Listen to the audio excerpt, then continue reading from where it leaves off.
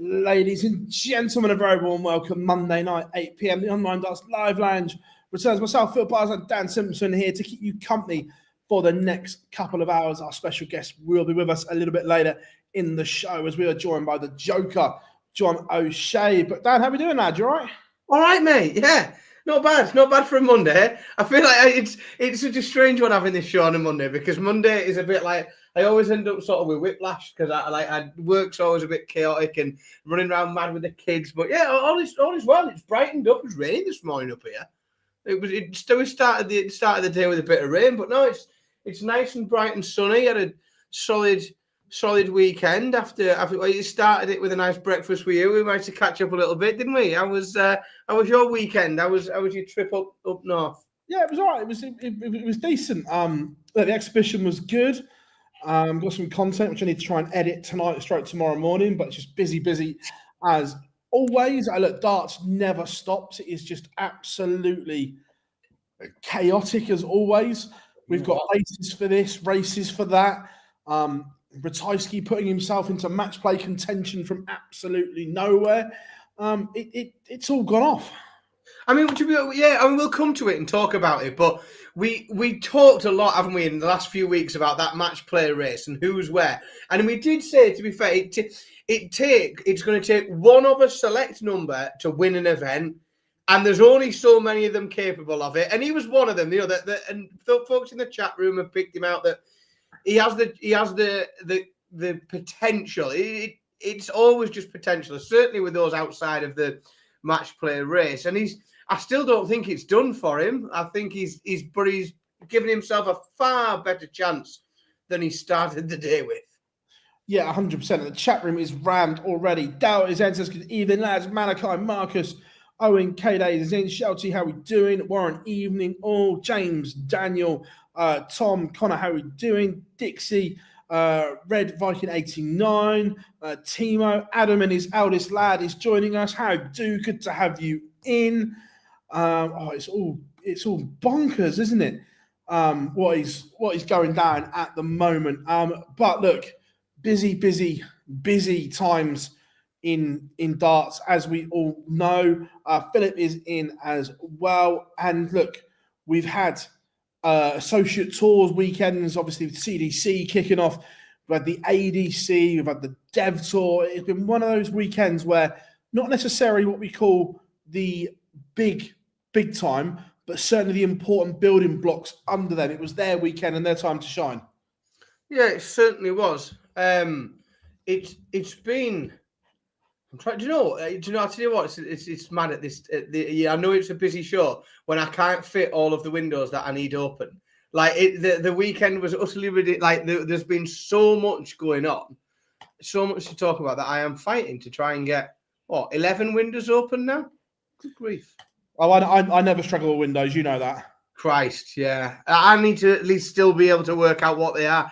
You've got like an inbuilt memory, 17th from the left is that, and it blows my mind. My mind. Yeah, because you all thought I was joking, right? No word of a lie. That's how many tabs I've got open. It's honestly not it's not normal, folks. There'd be 40. There has to be 40 tabs open on your computer at the minute. 58. This is yeah. And what's ridiculous? So when you get that, I've seen this machine, and it simply doesn't. You can't see a word of anything. There's just and you can't even get proper logos. It's just. But Phil just knows, like instinctively, 17th one along, bang. Oh, that's what I need for that. It's remarkable. It blew you all away because you're underrated talent, Phil. We're all like, you don't know what they all are. I was like, yeah, that's that. Then you were all like, how the hell do you know that? I'm already lost because I've got like 3 or 4 different windows open on Dart Connect, and I can't work out which is which. And I accidentally closed the dev tour when I needed one on. I've got a CDC. I've had to put things on different screens. So this is my new tactic: is putting things on one screen, and then when I need it, pulling it across to the screen I can see. That's a new little tactic that I'm working on. That and getting ChatGPT to write my show notes. That's the other little tactic I'm working on. I'm trialing that at the minute. It's working quite well, let me tell you. Like that. Look, chat room. Rob, how are we doing? Good to have you all in. It's been an No absolute... overshirt, Rob, because the good folks up in Marv have sent me some swag. Somebody sends me something for I'm wearing it, mate. Don't you? Like, I need to get my money's worth out of the freebies. How we doing, Fraser? Always a pleasure. Right, let's go. I'm going to the dev tour first of all, and look, the old elephant in the room raised its head again, and this isn't against any player because you are only playing within the rules. And Cam Crabtree had an incredible weekend, but again highlighted that it was dominated by tour card holders again, mate. Yeah, and it's always going to be like, we've had this conversation so many times, as have lots of other people, about, when you are developed and what is a developed player. Like, I think the idea that Cam Crabtree isn't yet developed is like silly. It doesn't really count. He finds himself in second place at the minute. Now, I understand those tour card places, push back down, and you can still get, so that they're not taking the tour card opportunities away. But what they are, realistically, because of the way that, the draws are doing, is they are taking out players who may, if the tour card holders weren't there, be able to move through that, pick up some extra money, and create themselves an opportunity. Yeah, like me personally, I don't like it. Like I don't like. I've never really liked the age category generally when we talk about youths in darts. I know they take it from wherever they take it from, the UN or something like that. It's just somewhere important, the United Nations. I think that's a bit silly. What we call a youth, whether or not players are developed when they are, full-time players. I sort of get, the top 32 thing and the top 64 thing. I mean, for me, if you have a tour card, like that's what you do, especially when, like, we don't let tour card holders go and play in other things, because let's be honest, it's a nice little earner on the side as well. If you're a Cam Crabtree or somebody else, you can go there, play a lot of players who aren't at your level and pick up a few quid. Now, that avenue isn't open to lots and lots of other players with a tour card that might fancy, being able to go and pick up a few quid here and there. It just isn't open to them. I don't like it. No, look, and you look at Bo is top of the order of merit, fabulous. But then underneath Bo, you've got Cam Crabtree and Owen Bates, both tour card holders. Dominic Grulish, Sebastian Białecki, both tour card holders. Jurgen van der Wilde has had a tour card. So you look at that top echelons of it is dominated by tour card holders. And the likelihood is Owen Bates will lose his tour card through not getting high enough in the order of merit. Without a doubt, he's going to lose his tour card. And win it straight back from the dev tour. Yeah, and that doesn't really sit right. And that's not against Owen. That's the system in general. Yeah, that's it. The system, like, because what that is, if you lose your tour card, then there is no clearer sign for me that the darts you are playing isn't at the level to be competitive enough on the tour. That's you have had, as what did Matt say, 30 events plus this plus that times 2 because you've had 2 years at it. And you haven't been able to be competitive. What's he currently sitting at, Owen Bates on the tour card? Is 27.5 grand. The first green spot's 60 grand. He's not going to just miss it, he's a mile away. So the idea that he goes straight back on tour, it doesn't sit well with me at all. I just think it makes a bit of a mockery of that opportunity, of players coming through the dev tour and getting a chance to play on tour. I think it makes a bit of a mockery of it if you've just got lads dropping off the tour and picking it straight back up.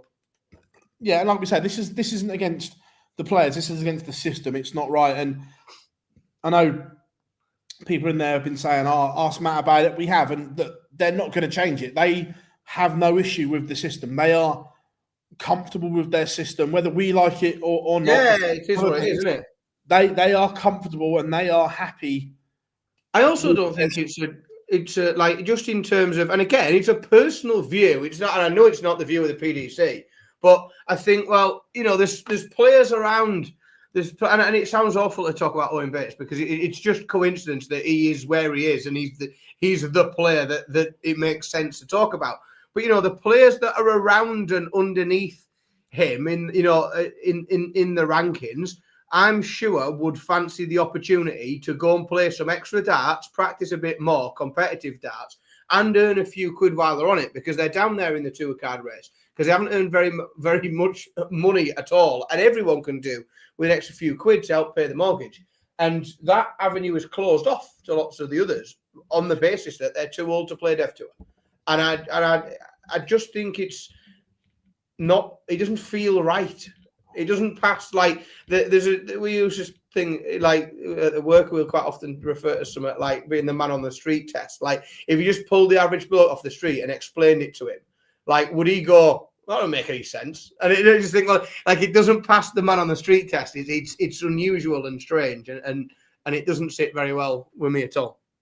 Well, yeah, and you touched on that there, the opportunity of earning a bit more money. Chris Landman, Barry Van Peer, Andy Barton, they don't have that opportunity to go and drop into something else. Yeah, and I don't mean ranking money. I mean actual money that they can spend on like feeding their families and stuff. Like that's what I'm referring to. Look, I'm sure that Andy Barton's would love another 12 grand on top of the 36 that he's earned, and so on. And that's what I mean. That these other players don't have that opportunity. That they can't drop down and play on the Challenge Tour because they're not doing too well, and so on. That Danny Lauby, that's in the second year of his card, he doesn't have the opportunity to drop down and play the Challenge Tour to top his money up for his family.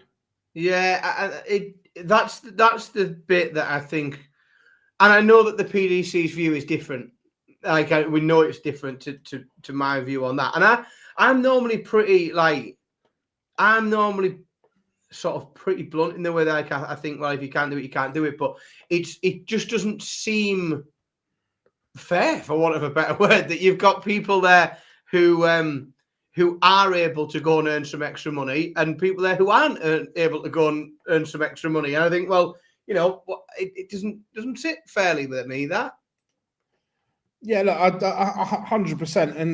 And where is it? Marcus asked a good question that says, would you have the same problem if it was called the Youth Tour instead of the Development Tour? Yes, but I still don't think that if you're on the rest of the tour card holders are governed that they can't go and play in anything else.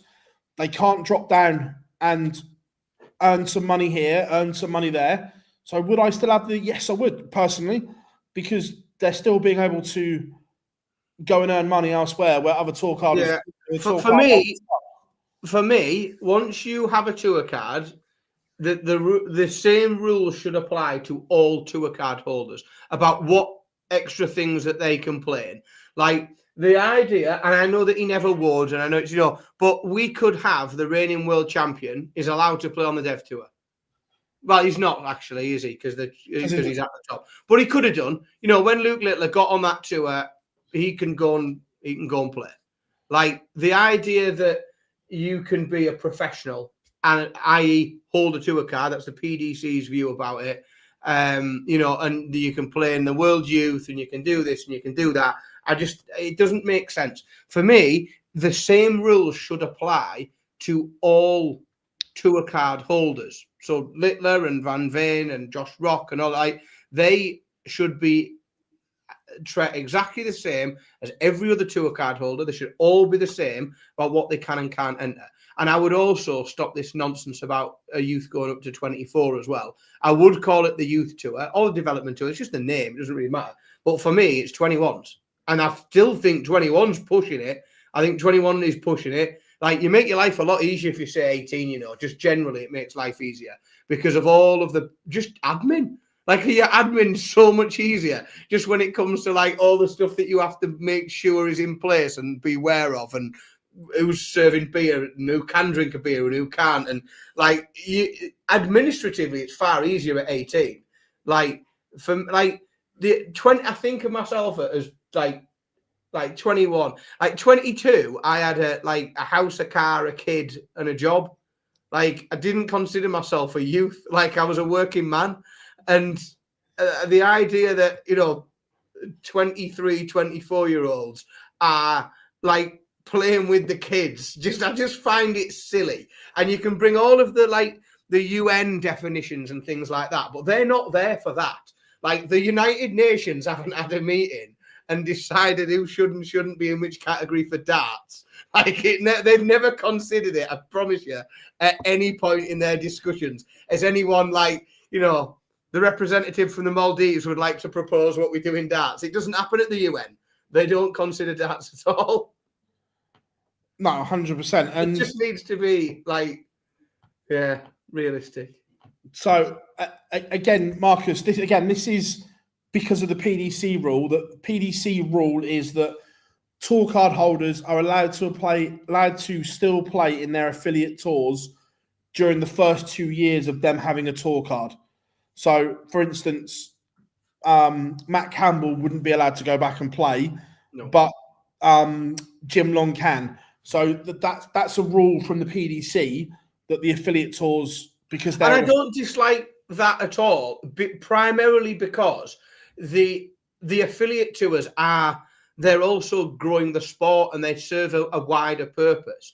And I think the idea that you have high-level players in an affiliate tour and then they're out and they go to the PDC and they get a tour card. I like the idea for that first couple of years that they can still, they might not play every event, but they'll help you sell some tickets when you're running an affiliate tour because they're a PDC tour card holder and you can put them on your posters.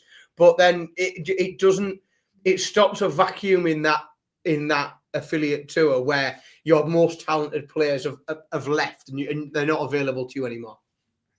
Yeah, no, 100%. But look, the Dev Tour itself, the standard keeps rising, and say Cam Crabtree had an incredible weekend, winning 3 out of the 5 events. Kudos to him, and he'll get confidence from that, which is good. From there, we're going to go across to North America, and it was the CDC opening weekend, 2 tour events, and the qualifier for MSG. Event 1, no surprise, the Soldier, Leonard Gates, just carrying on and look, the most successful player in American darts and showing why on that CDC tour that he just knows how to win. Yeah, he finds a way, doesn't he? And I tell you what, he did very, very well, and he did a very, very good job. And I know this is the silliest. Before I even say it out loud, it's silly. He did a very good job at just playing slightly better than his opponent and just keeping. And when his opponent raised their game, Leonard was able to go with them. I thought that the one of the best games of that event was the semi-final where he played Adam Cerveda, who averaged just shy of 93.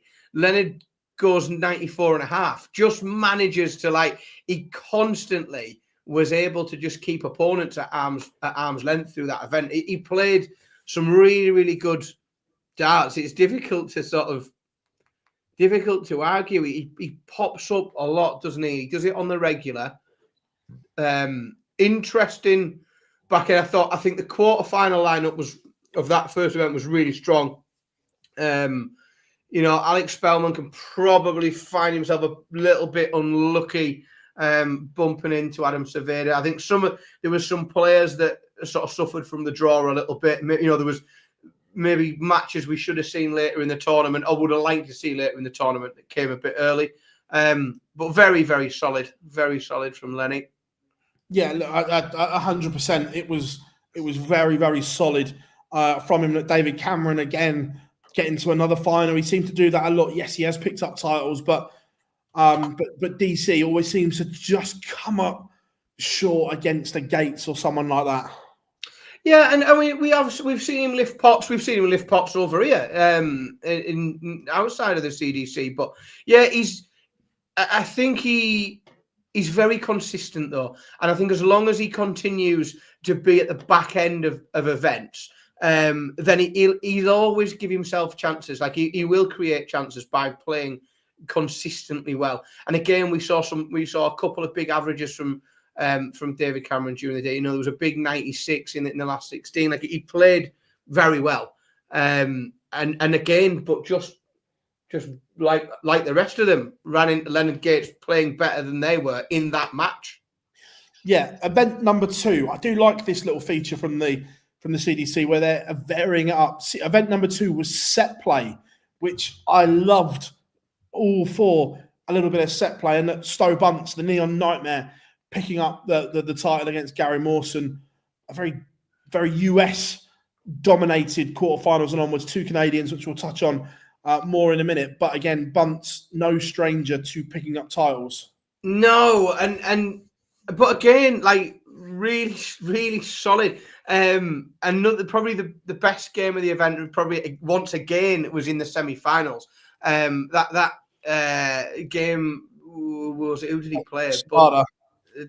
Yes, yeah. Again, I'm again involved in the best match of the event and not getting through it, which is we'll come to him though probably very shortly. Danny Young did incredibly well throughout the weekend's events. He's definitely a name to watch. You know, we know there's a lot in there. We know there's a lot of talent coming through. But that's talent and consistency as well. And, you know, he came through some tough games and he beat some big players. Like, there's I don't care who you are when you bump into John Part. Like, you have to take you have to have a think about that because of who he is and what he's, regardless of how he's played. And interestingly enough, John Part is playing particularly well at the minute and keeps having deep runs as well in these CDC events. Overall, I thought, like, really good events, really good standard. More and more depth. We are finding the mean average of these events is continuing to rise year on year, and in comparison with, you know, when we look at the Asian Tour events and things, you know, we are seeing a real strong quality from the CDC. When you look at the maths and you look at the mean averages, it's very impressive. Yeah, and you touched on John Part there, but back-to-back quarterfinals in their first 2 ranking events of the tour, and a couple of 85 averages in there. He's beaten Leonard Gates. That JP can still play at the tender age that he is. Look, doesn't practice anywhere near as much as he once did, but when you're a winner, that never leaves you. The ability to win games never leaves you. That know-how never leaves. It's always there. No, I mean, we saw him. We saw him quite recently in person playing you and I at the tavern, and he caused a massive upset in the first round, beating Jim McHugh. And I think huge in terms of like bookies odds upset. I know there's some folks in the chat room that were there as well, and it was in the room. That was a massive upset. Nobody had picked John Part to beat Jim McHugh, and it took the eventual winner in Ross Montgomery to beat John. And I think he did that. I think that was a 3-2, wasn't it? Like he pushed the winner of the tournament all the way. Like, there is still something there. You know, do I think that we'll ever see John Part with a tour card again? No, sadly not. But there is definitely still something there. I am saddened that we are currently not able to see him regularly on a seniors tour, but I'm pleased that he is playing regular, like, competitive darts in that CDC format. It's just a shame that we can't see him because let's be honest, he's a great watch, isn't he? And there's definitely still something. There's a winner. The winner hasn't left John Part yet. And he can still find it when he needs to. And look, we go to the first of the US Darts Masters qualifiers, and before we touch on the final, I'm just looking at the averages from the final. I then see another 97 from Spellman, a 95 from who was it? Ram Grava Jr. This tournament, 91 from Larry Turner. There is some big averages in this US Darts Master qualifier, again showing you that the bar is getting raised all the time in North America. That final, if we saw that in a Pro Tour final, we'd be like, yeah, decent final. We're seeing that on an affiliate tour now, and that's it. Like I mentioned, the mean average, a bit earlier on. The mean average for that event was just shy of 78. Now, whilst that doesn't seem monstrously high like we're used to seeing with PDC events, what you have to remember is there remains a lot of, for want of a better word, shite at the bottom end. So what that mean average has got to overcome is a considerable amount of 58s and 59s and other unusual scores, a 48 in there somewhere. Mrs. Bunce, I think, chucked a 40 odd in, but then at the back end of the tournaments, they're dragging that all the way up, because the standard, certainly in that top 24, is really good, really, really good standard. Compared to what we see in affiliate tours elsewhere, it doesn't matter. Like the depth of standard across that top 24 doesn't compare. It really is going it's going places. And like you say, you look at the quarterfinals onwards there, like that is not out of place on a pro tour. No. It's not.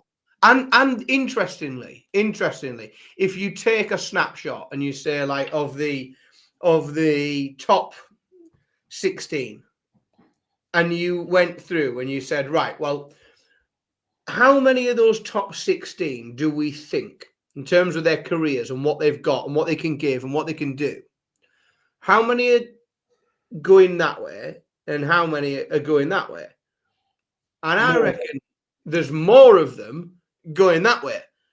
And then so that this is only, you're going to have massive improvements from outside of that 16. You are going to get a core of that 16 that will continue to push on higher. I think, again, it'd be interesting, I don't need to do the maths anymore. ChatGPT can.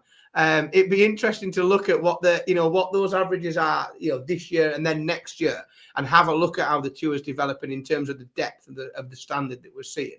I think it's going smashing, and also just specifically good to see Adam Cerveda book his spot at the Garden. I think he's a great person to represent the tour.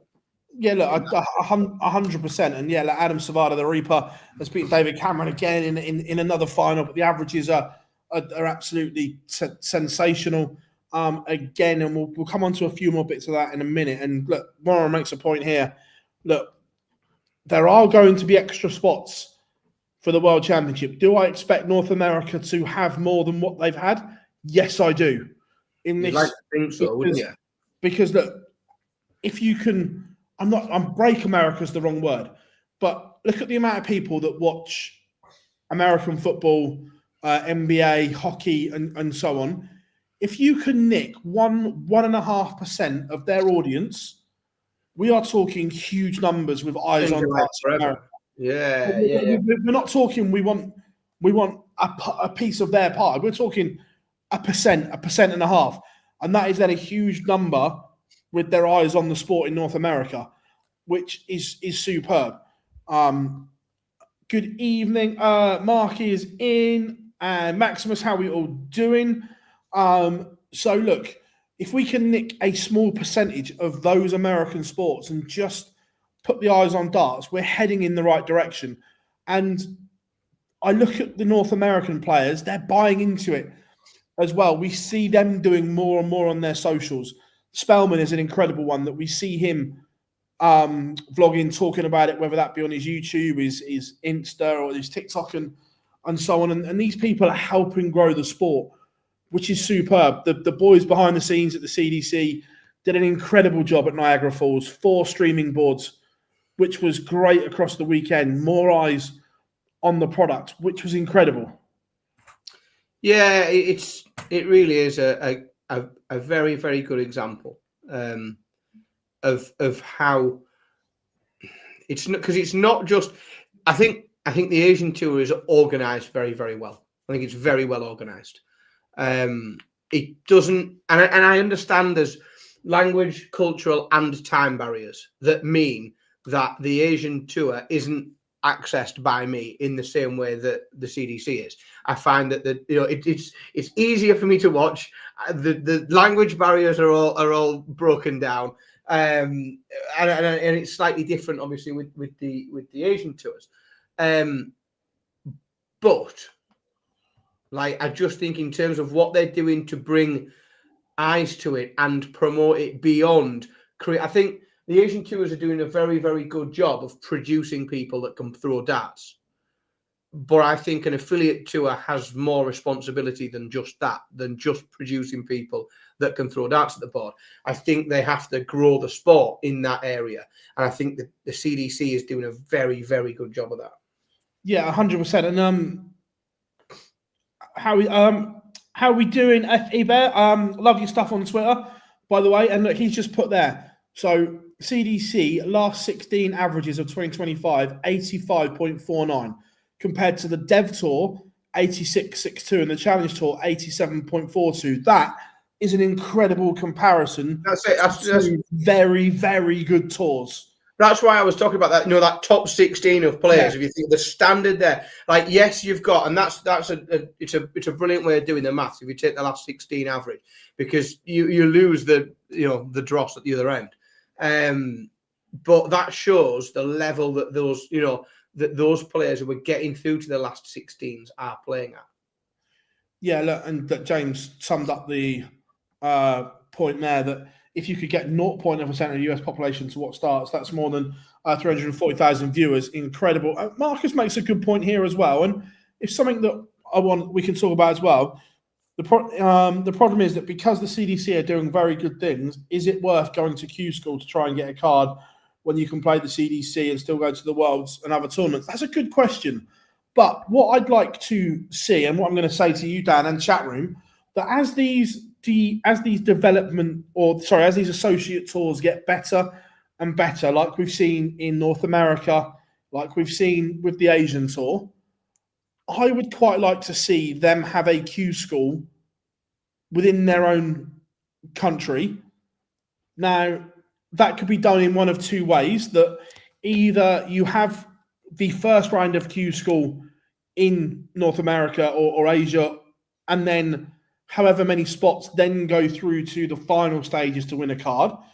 Or if the standard continues to rise, could we do a Q School where there are 2 cards on offer? Well, exactly what I was about to say. You've got a format at the minute where we have a Q School in Great Britain and a Q School in Europe. Well, why could we not have, 2 cards at a Q School Asia and 2 cards at Q School America, North America, Americas, or whatever's best.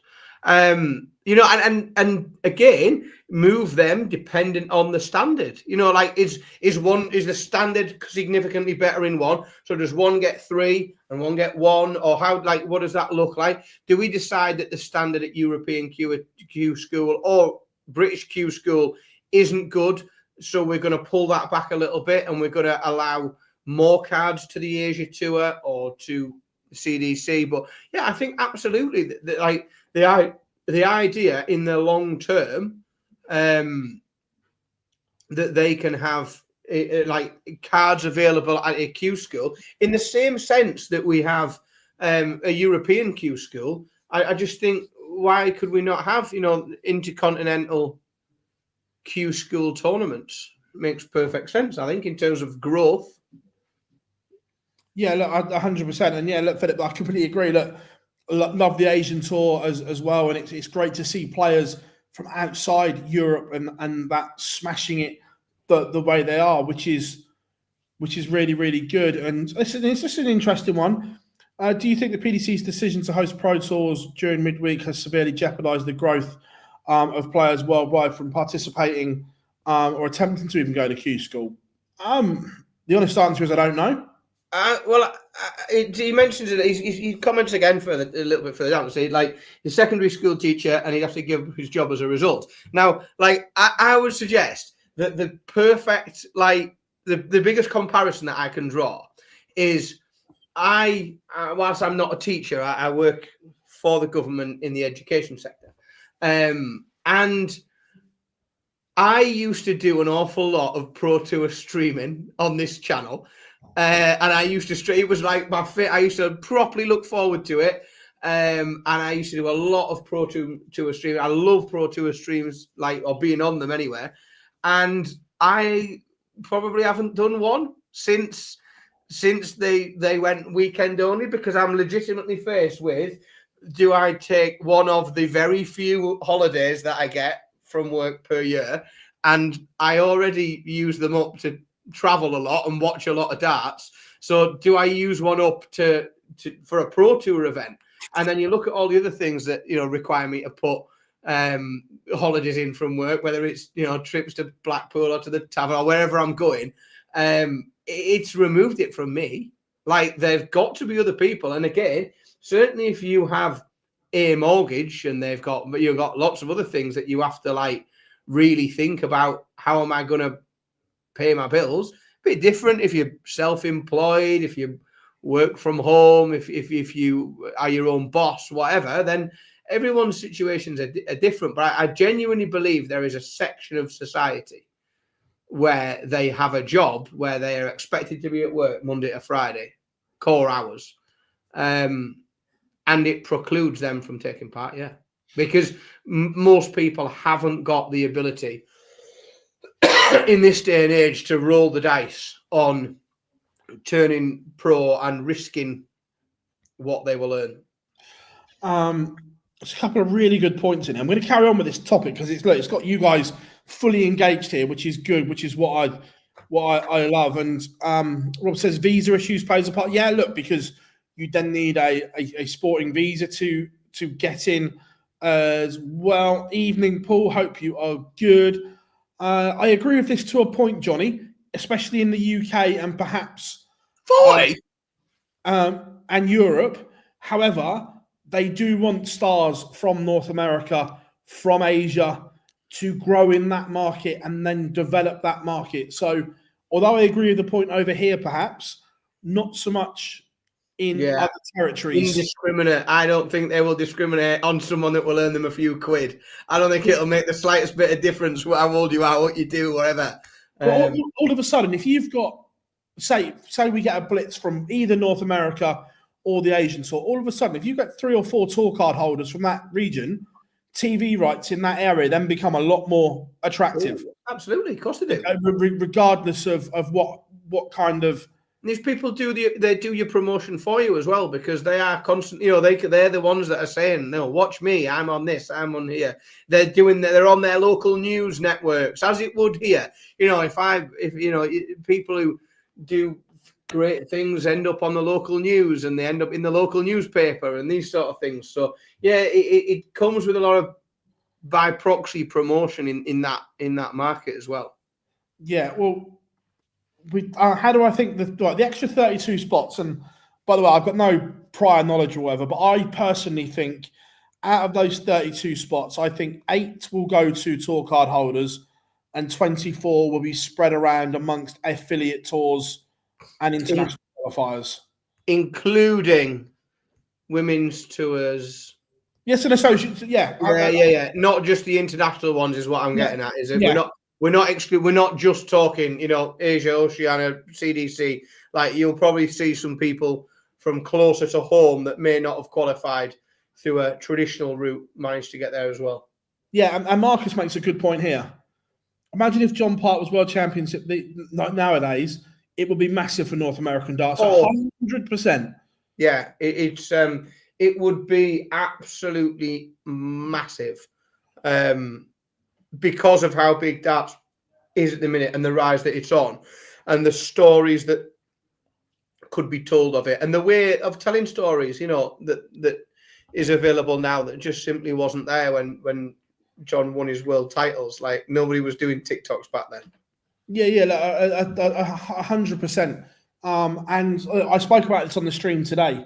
And it was a case of, I fully appreciate that it's one of the benefactors of having a tour card that you get the invites to the World Cup and so on.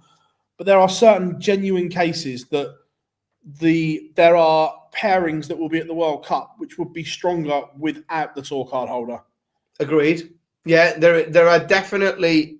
Yeah, you're right. There are 100%. There are definitely countries going to be represented there where if you had a blank piece of paper and you could just pick, your 2 players from each country, you could definitely field a better team. More than one. That there is a few out there. Oh, but by the way, I've just seen the picture. We are on in the Littler household on their great big huge TV. How we doing, Anthony? As always, my friends. It's good news. Australian white. So again, whilst we're on the subject of affiliate tours and so I on, thought you were going to say Australian white wine. Then I was going to say now you're on a subject. Now we can talk. Darts, I'm struggling with, but Australian white wine. You got me. how many tour card holders from a certain region do you think we would need at one point to have a Pro Tour event in their or a Pro Tour block in their country? Have you heard the noise that these people make about having one in Germany? I have, but I'm asking the question: how many from Asia or from North America would it take for there to be a genuine argument that there should be a block of Pro Tours in their country? First of all, it depends on the region. If it's Oceania, Australasia, then 97. If it's North America, 10. If it's Asia, 16. There's some numbers for you. Yeah, I'm just interested to see what you thought about how many genuine tour card holders would it take for that to be genuinely considered. Like, and I get players moan about having to go to Germany. I don't agree with them. But like you say, if you've got 10 tour card holders from North America, then surely they would deserve, even if it's just a block of 2 Pro Tour events in their territory. I love the idea. I do love the idea, and I completely subscribe to the idea that it is a professional tour open to players from all around the world. And then we look at lots of other sports, especially individual sports, that have a tour, and the expectation is that there are events all over the world and you can play all over the world. And the expectation is if you don't get on your bike and travel to wherever, you will find yourself slipping down the rankings because if you look at tennis and golf and everything else, I still think darts is a long way from that in terms of, well, again, it's not very long ago that when I say long ago, I mean like within the last 10 minutes that we were talking about whether or not people can attend Barnsley because they've got full-time jobs. Like, we don't have that in other professional sports. Often we don't think, shit, would they be able to make it to Wimbledon? Because he's got 2 till 10 on Thursday. It doesn't really, it's a conversation that we still have to have in darts. Could our professional players afford to do that? And B, would they, logistically, does it work? And I think it'd be brilliant, and I think it could happen. I just think darts is a long way away from that at the moment. However, darts is a very, very long way away from where I thought it would be now 5 years ago. I didn't think darts would be where it is now 5 years ago. So who's to say that in 5 years' time, it's not even way down the line, even further? And that we then obviously, well, you'd travel the world, wouldn't you? Because everyone's getting paid a fortune. And again, I'm just throwing this out there that you could, I think Rob said, combine it with the World Series events when they're on, agree, but you could also do a block of Pro Tours, a qualifier for the World Series event. So instead of all 8 picks just being picked, you could pick 6 and have a qualifier for 2 spots, the local interest would be involved in that as well, which would also build the hype around the main events, and so that knock-on effect. I think they're all very beautiful ideas that I love, but I'm reminded of the fact that I know that there are players who struggle to get to Barnsley or Wigan or Milton Keynes. And then I know that there are elite players that don't want to travel to the next country along to the one that they're in. So then I think the notion of getting 120 odd players around the world, and then the logistics of saying, well, actually, only 80 of them are prepared to travel. So then do you think, well, how do you make up the numbers? Do you make it up from the local tour? Like, do you make it up from the CDC or somewhere else? Or do you then do what you normally do, is you end up having to go deep through the challenge tour to try and work out a way how somebody who's, 17th in the challenge tour needs to play in Las Vegas. It's very complicated at the moment with the tour the way it is. But I love the dream. I love the idea. And Mark, I get this point, that the issue of Hildesheim, that it's an hour from the nearest airport, no direct flights from Scotland. I get that to a point. However, when those players from Central Europe have to come to England, that they could be 45 minutes from Manchester Airport, or if they fly into Heathrow, they're an hour and 45 minutes from Leicester. I get, we look at it from a UK point of view, which I get. We've got to flip the coin. It's the same when they're coming here. And when approximately half or just under half or whatever it is, tour card holders come from continental Europe now, unfortunately, the sport just isn't a UK-based sport. Yeah, but I also think that, I get this idea, where the airports are. Europe is very, very, very easy to get around. The train system in Europe is incredible. Like, the trains are unbelievable, and they virtually all, nearly every airport has got a train station inside it. Like, you don't even go outside. You literally sort of land, go downstairs, get on the train, go somewhere else. Or, hiring a car is incredibly easy. The roads generally are incredibly good to drive. Certainly, Northern Europe, Germany, Belgium, Holland, most of France. Italy's a fucking nightmare to drive in, but everywhere else is pretty sweet. Yeah. I drove to Holland and drove through France, Belgium, and Holland and got there and back, so it can't be that difficult. It's piss. Yeah, it's all right. But the road systems are great. They're nice. The roads are lovely. They're generally well kept. They're in, being honest, they're in far better nick than our roads are over it. Driving into, if you drive around England, I'm not having it that you can't point at Germany and go, oh, fucking hell, that driving around there's a nightmare. Because, you won't find potholes, and you won't find road markings missing, and you won't find all the shite you find over here. Roadworks along the M62, average mile an hour, 50 mile an hour for 63 miles. That doesn't exist on the continent. Yeah. Again, Mark, I understand the point, but we're looking at it from us travelling there. The Germans, the Dutch, and the Belgians will say, okay, instead of going to Wigan and Leicester, can you make sure it's in Manchester and London? It's the same thing. We're looking at it from... But what I'd say straight away as well is, don't forget, players pay their own hotels. And you price up a hotel in, big cities. Random place in England, and then price up a hotel. I've just booked a hotel for London next month, and it's comical. It's the price of hotels in cities. I stay in Manchester a lot, and it's ridiculous compared to staying somewhere Leicester, Wigan, Barnsley, Milton Keynes. And that's what you have to remember, is everybody's paying their own accommodation in these places as well. So you have to think, well, you put it in London or Manchester, and you might as well fly to Europe because it'd be cheaper.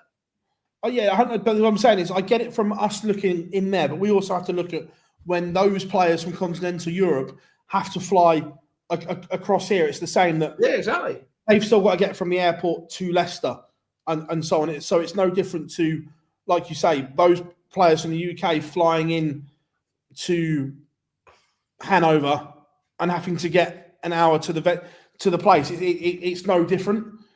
Is the thing. So look, I get it from our point of view, but we also have to be mindful and look at it from the other point of view as well. Definitely. But before we've been kind of sidetracked, but it's been a great debate. I've been loving this. Kudos to the CDC for the coverage they put on this weekend. It was incredible to watch. 4 streaming boards was superb. Well, it's the same as we, for years and years, that's what we were hoping for and wanting for from the main tour, innit? Like, for if you think the amount of time we had 2 boards that we were watching, and we also to think that what we wanted for so long on the main tour, and that's where they're at now, is really good. The level, and again, the level of production is really good. It's very impressive. Yeah, look, it's been absolutely superb. So there was 2. There was 1 or 2 boards on PDC TV, then there was 1 on the CDC Facebook, 1 on the CDC YouTube. So they were spread across platforms as well, which again, really, really clever because they're engaging different platforms, not putting all their eggs in one basket, which was good. Whilst we're on the subject, because John will be joining us in a few minutes, so I don't really want to start a completely new topic. Like we've got the Australian Premier League this year, would you like a North American Premier League added to the calendar? Well, but yes. But then I would think, well, why? Like, again, like consistency. Like, why would we have it in some and not all? Especially where it's it's up there with the more talented tours, affiliate tours, like top 2 probably. So yeah, why would that be ran elsewhere but not there? Yeah, 100%. I'd love to see it.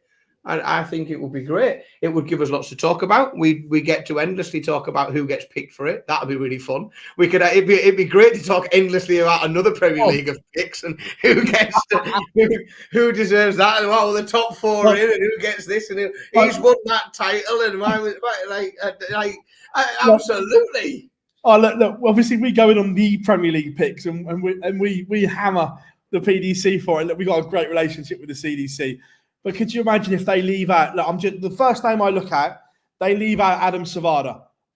We're going in on Pete and Anthony then, aren't we? That's what I mean. Like, that's what I want the chaos mainly for that. I want the ability to go in 2-footed on people for not making good Premier League selections, which is what I like to. It's how I like to spend at least a quarter of the year on this stream is banging on and moaning about PDC Premier League selection. Armageddon is better than the Premier League. Changed my mind. No. Do you want to know why, Johnny? Because there's no auctions at the PDC Premier League, and we'll have Paul Booth for an hour doing an auction. So get rid of that. I might go with you. I'll consider it. I'll consider it. But whilst that's going on, no. I'm with you. But yeah, don't get me wrong. Armageddon is a great exhibition, but it'd be. Yeah, I agree, Marcus. It is going to be interesting to see what the uptake is like, because there are a couple of really big venues they're using. They're using one that has hosted a World Series event. I can't remember what it's called off the top of my head. That's a big venue to sell out when you haven't got, when you haven't got Michael Van Gerwen, Luke Littler, Rob Cross, Gezi Price. When you haven't got those players, it's a big venue to sell out that. Yeah, 100%. Oh, yeah. So yeah, no, look, but I am interested to see that, and I'm interested to see the levels of production as well for it, because again, you can't have budget production for it. So look, kudos to the Dart Players Australia for putting this on, and I'm looking forward to it. Look, and the plus point is obviously that Simon Whitlock did lose his card, so he can now go and headline, which is one advantage that they have got over the other regions, because they've got a headliner that they can call in that people can get behind. Yeah, I mean, yeah. I think you could do that with John Parr. Obviously, he's not played at the high level as recent as Simon, but you could argue his accomplishments within the game are beyond that of the Wizard. You could make that case. So I think, and it's again, I think there's there's a few extra flagship players you could use in different regions to push it. But I would burst with excitement if I got the announcement of a CDC Premier League, and I would move heaven and earth to get to an event. 100%. Say move heaven and earth. I'd just book a flight and a few days off work. It's not like it's the modern era, isn't it? It's not... Right, I'm going to play a quick flash ad, and our guest is here. So you're going to do what? We're going to do this.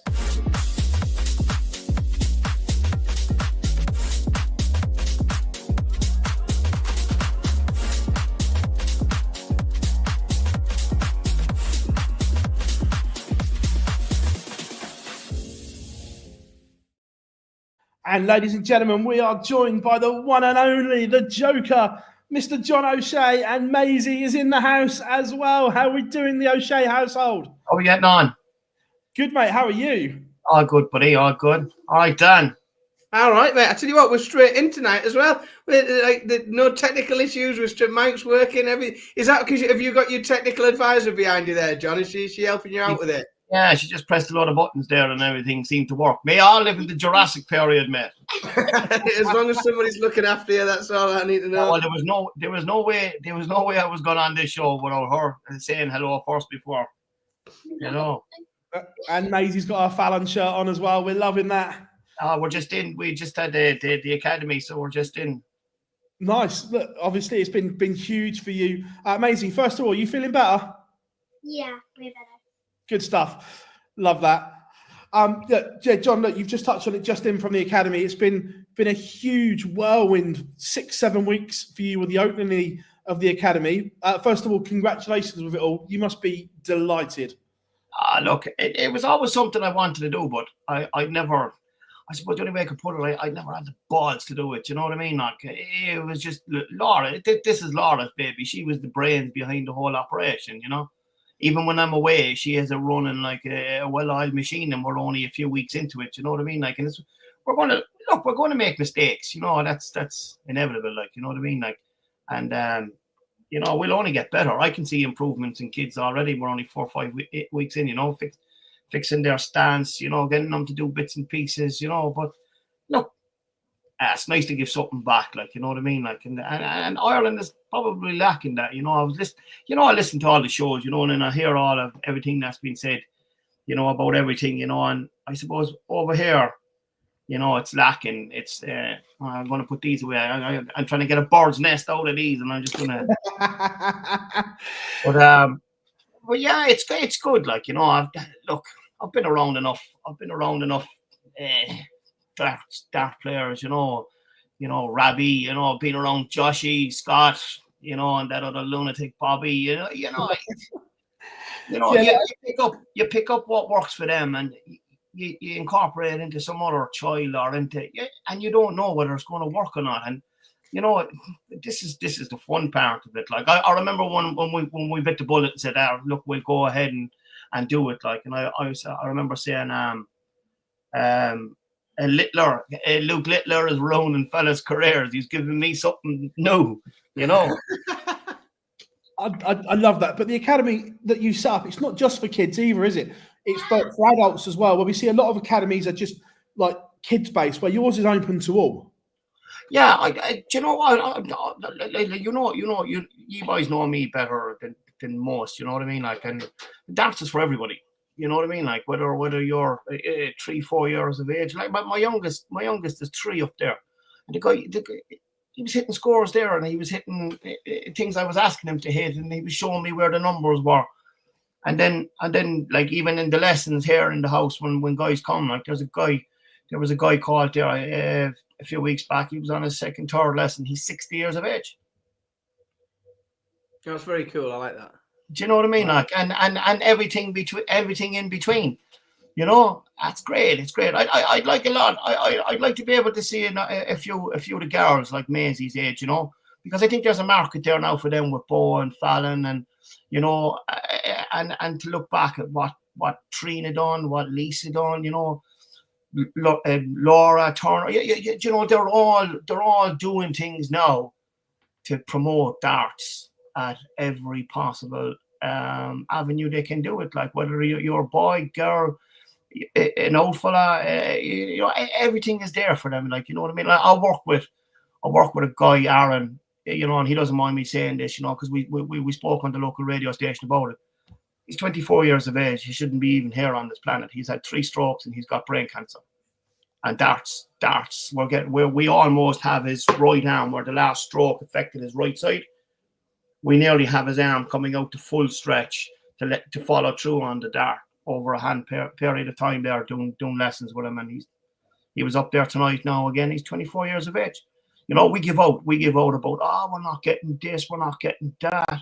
You know, we should you know what I mean? Like there's a guy with 3 strokes like and cancer. He's 24 years of age. Like, you know, it kind of puts a different perspective on what it's about, you know. And through working with him, then there was a Headway clinic in Cork. They work for the HSC. They've asked me to work with brain trauma and stuff like that for their patients in this, not so much in the summertime now, but in the wintertime, maybe September, October, I'll be going out to their clinic, or they'll come to the academy where I'll put in an extra hour or 2 in the academy when everyone else has gone home and work with patients that had strokes and whatnot. Like, it's brilliant. I get great kick over it. You know, I really do. Like, I love the game.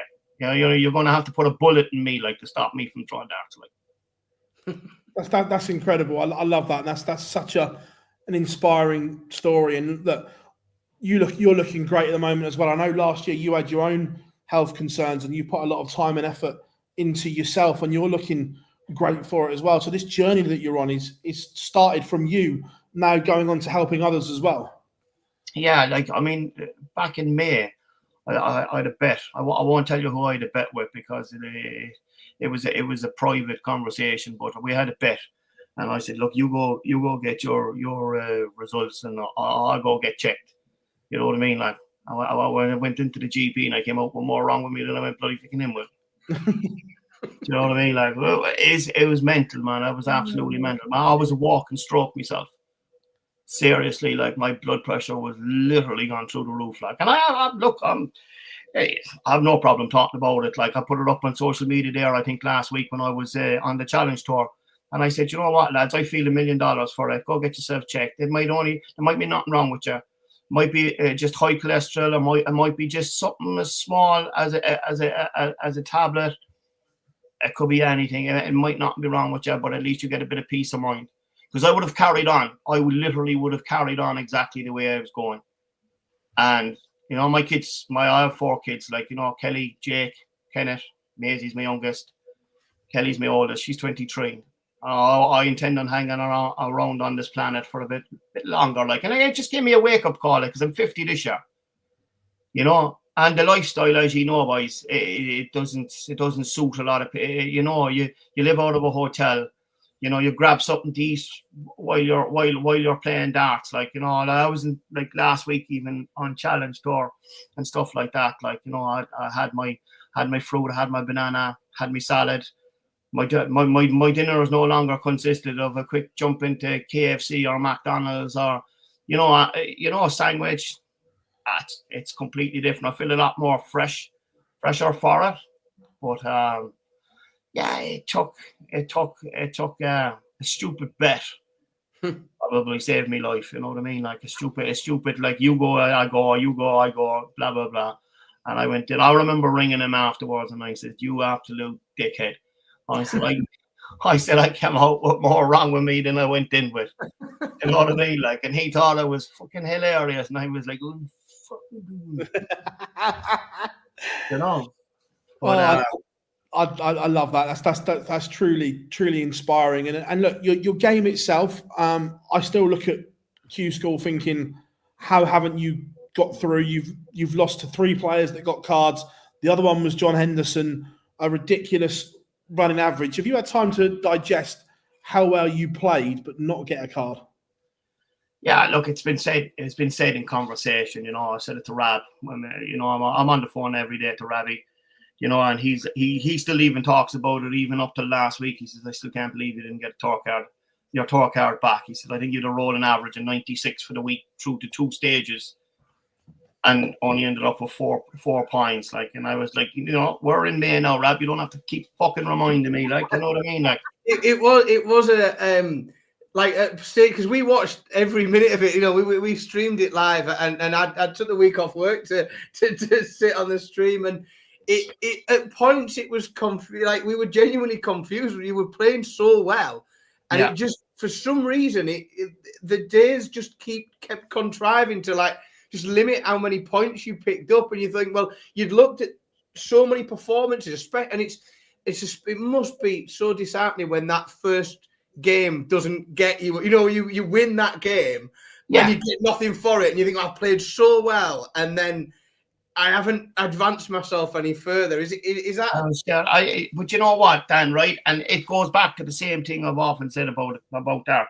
It's a mind-bending game. The game is soul destroying. You know what I mean? Like you really have to be mentally strong to play this game. It's not just about throwing darts at the dartboard, because there are times there where your flight's delayed and you're sitting in an airport for 7 or 8 hours, and the only thing you can think about is what probably happened.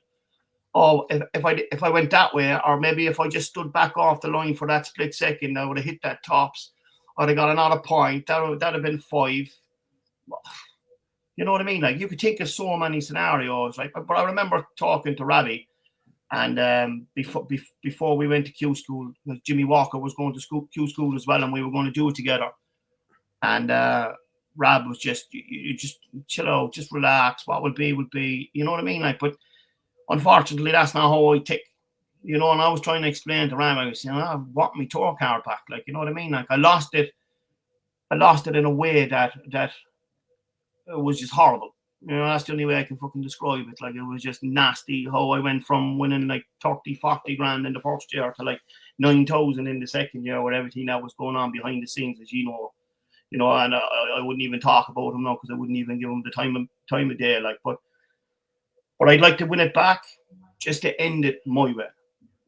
You know, because I remember saying to Rabbi, like, I know what you were saying there about you know, the averages over the week, playing that well and not getting nothing. And I kept saying to Rabbi, I said, if I can get 5% on my game, you know, and get it up from that 89, 90 to that 95 mark, I'm competing.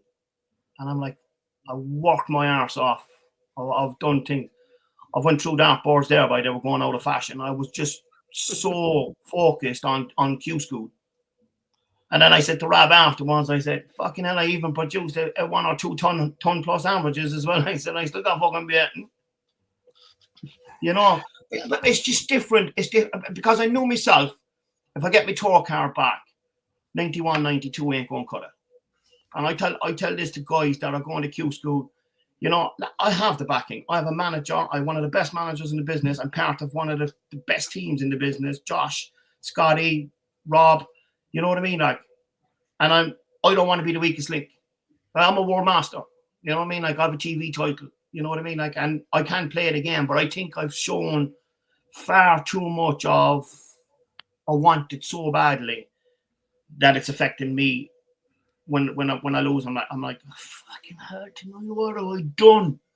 You know, because I think last week there, even I went 11, 12, 11, 14, like, and I was like, well, why don't you play like that all the time? Because the next game, then you go in at 17, 18, 21, and like, fucking easy. Do you feel that when you get your card back, you're in a much better position mentally, physically, and everything to keep it and then go and kick on again?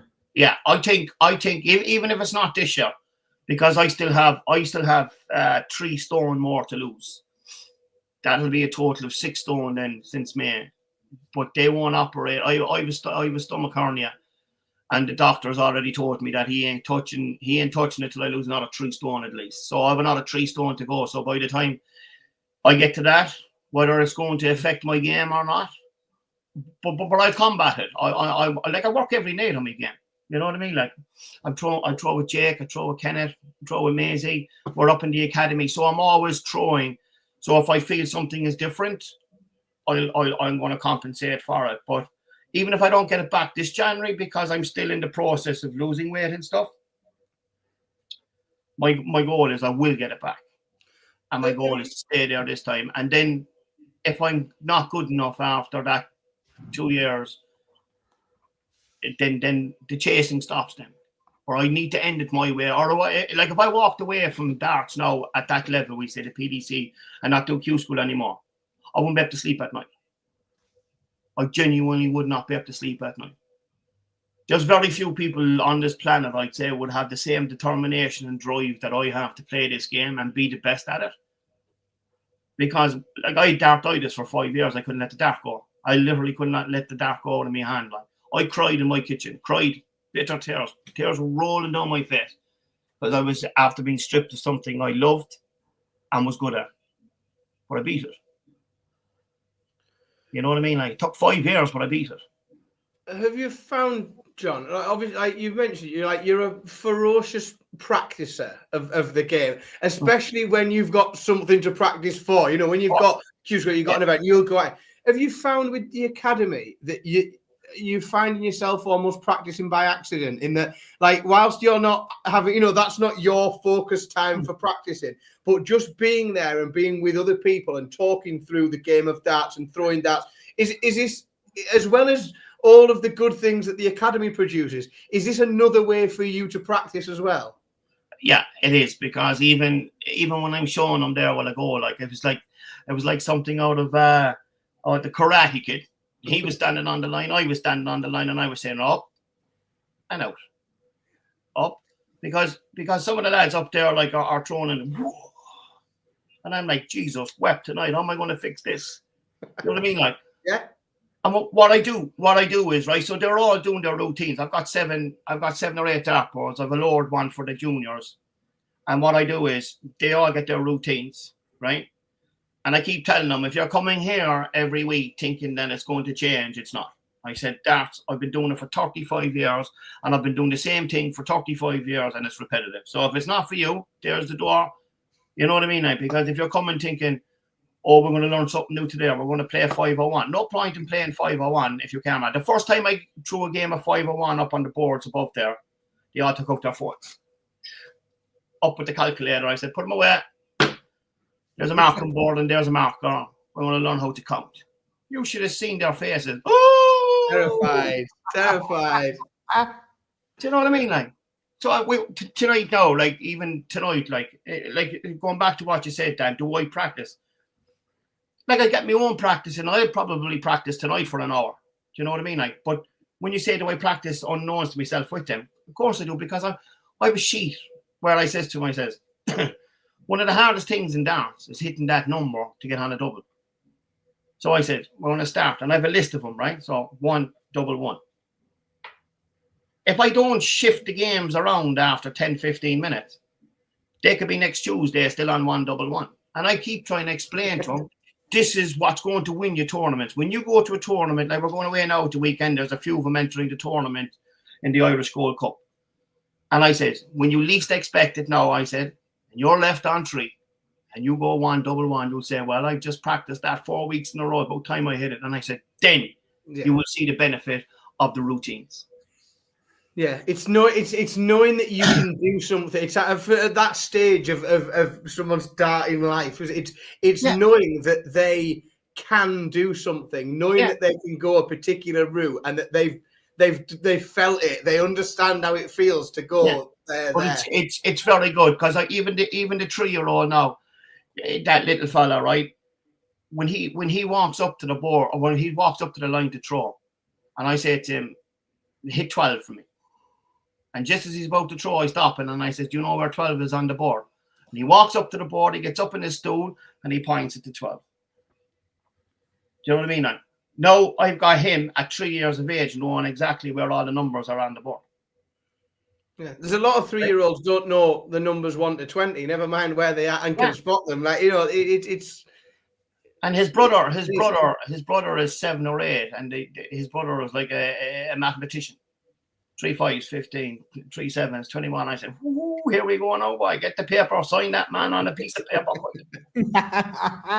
You know, but it's like I said, it's if they stick it out, because there are some tasty little throwers up there. You know, that age between 10 and 14, and then I've got another age group between 14, 17, 18. My own Jake is throwing now. The hurling is gone, and the rugby is gone by the wayside. You know. And then I've got another group of boys that are like 18 to 22, 23. So there's a few years in the development tour with them. So I just had a chat with them actually before we left. And I said, right, there's 6 of you there, right? Jake, Alan, Ewan, and his buddies. And I said, right, this is REM now. And I watched the blood drain from their faces. I said, we're going to go on a plane and I'm going to take you to a development tour in February, the first one of the new year in 2022.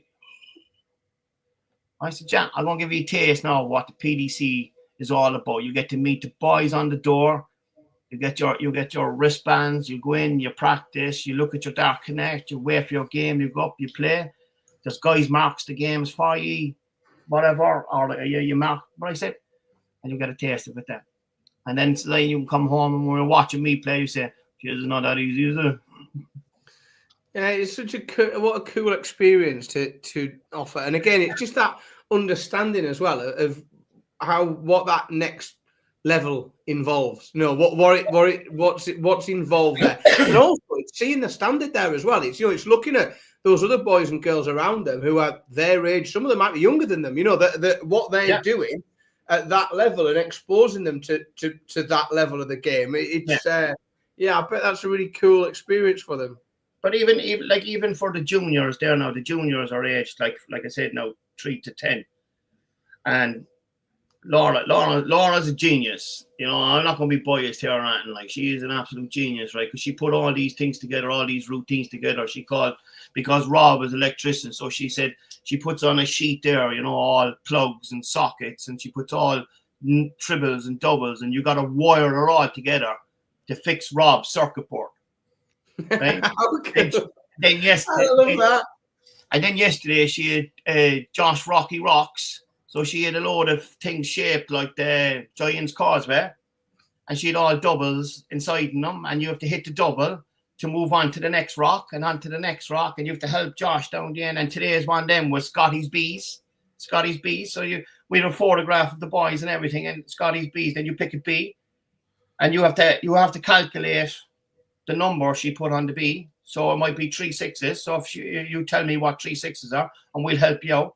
So what's happening is maths terrify kids. Numbers terrify kids. That's a known fact. I went to any school, any primary school, even my own Maisie, or 2 times tables, 3 times tables. It's like, oh my Jesus, what tonight? Like, it's panic station straight away.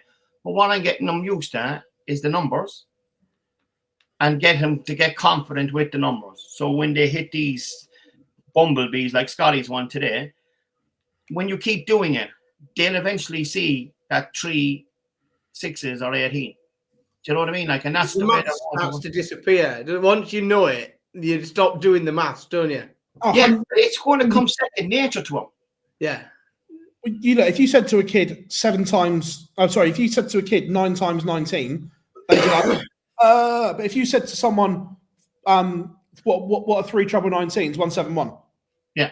You just know it. Yeah, I remember someone talking about Billy being at school, and the only kid in the school that knew his 19 times table at about 7. But I was like, well, he doesn't, does he? He just knows what 3 19s are, and if you hit another one, he knows what that is, and he knows what that is if you hit a double. There you go. He's not actually doing the maths. He's not counting it in his head. He just knows that's what that is. Yeah, I'll be honest with you. I couldn't agree more, right? Because I was shit at maths, right? In school, I was terrified. The minute they started putting X and Y in front of numbers, it was Why can't they make this simple? Like, you know what I mean? Like, just to add 3 and 4 together. No, you had to put X and Y and 2 of them in brackets, and you know what I mean? So the thing was then, the thing with numbers is, right, like I said, I'm absolutely brutal, man. Ask Jack. Every time I'm in Mordes, I nearly guarantee to leave Jack 168 at some stage. He always says it to me. I said the best 2 counters in the game, Luke Littler and Rob Cross. And I said, you very, very rarely, you'll never ever see any of the 2 of them leave a bogey number. I said, me, you're guaranteed one at least in a leg of that. And I think the first game Thursday night, Jack turned around and he said, you didn't let me down by 168 first leg. What are you doing, throwing for triple 80? And I said, stop it. Numbers. Obviously, we're going to ask you some questions on your team now. Are you surprised that Rob hasn't been competing for that top 4 this year in the Premier League? He's been there or thereabouts, but not really threatened it. Look, you know, I'm good friends with Rob. I'm on the phone to Rob all the time. Well, when I say all the time, when he answers the bloody thing. But when we talk, when we actually do get to talk, it could be an hour and a half. We're on the phone, like, and we said it. I even said it to Robbie. I said at the start of the Premier League, I thought he was playing really, really well. He was after winning a Pro Tour. He was doing well on the European Tour, and unfortunately, he wasn't getting the results on the Premier League. When you look back, if you look back, right, that result when he was 5-1 up against Luke, lost 6-5. Then a few weeks later, he was averaging 110, lost. Nathan Aspinall broke his heart on more than one occasion. I think there, you know, even when Nathan, at the start, when Nathan wasn't playing at the top of his game, Rob never took advantage of that. Like, and you know, Nathan's back to his best again. Like, you know what I mean? But look, these boys are elite. But Rob, for me, probably should have been in the top 4, and probably with ease, to be honest. But he just wasn't getting it. Once he won the first game, second game, and then never made a final. Never, you know. And I think not just Rob, but watching the Premier League down through the years, I think the Premier League takes its toll on players. You know what I mean? Like Stephen there at the start of this Premier League, where he was playing decent stuff, but he wasn't getting any results. Like, I mean, would you have put Steve Bunting on 0 points after what? Not a chance. You know, Chris the same. You know, those 8 players and that are special. They're special. They're special people. Like, is there more that I would have put in? I wouldn't have changed that lineup too much, if not at all. Like, I think that was Gezi, Nathan, Bunting, Rob, the 2 Lukes. You know, Michael. I don't think you're going to find anyone else. If you were to take 2 or 3 out of that, who were you going to put in there? That wouldn't have happened to the same players. You know what I mean? Like, I do believe that Rob probably, he deserved more. Well, I'm not going to be biased because we're on the same team, like, but he deserved more. He deserved to be at least in with a shout, if not in the top 4, at least we're going into these last 1 or 2, a point or 2 behind, with something to fight for. He's been unfortunate, hasn't he? I think in the games that he's lost, he's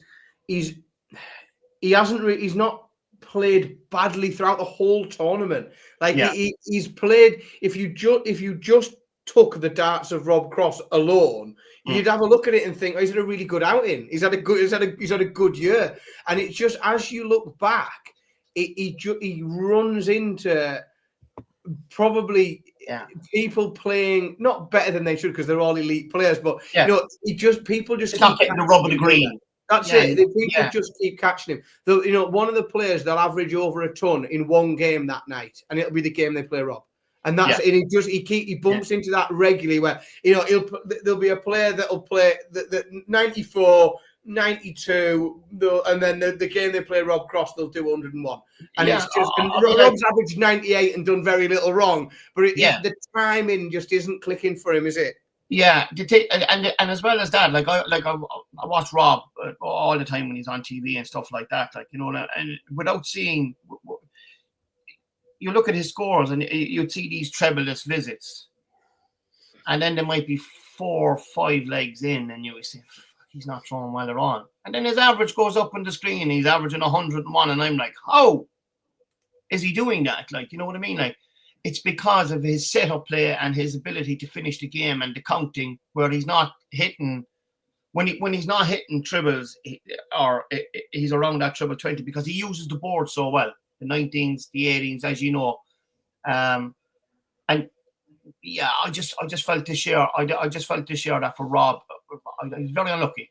I think I do believe he should have been up there, because in fairness to the commentators, John Part and Mark did say like that, you know, Rob will just show up tonight, he'll come in under the radar, and what you see is what you get.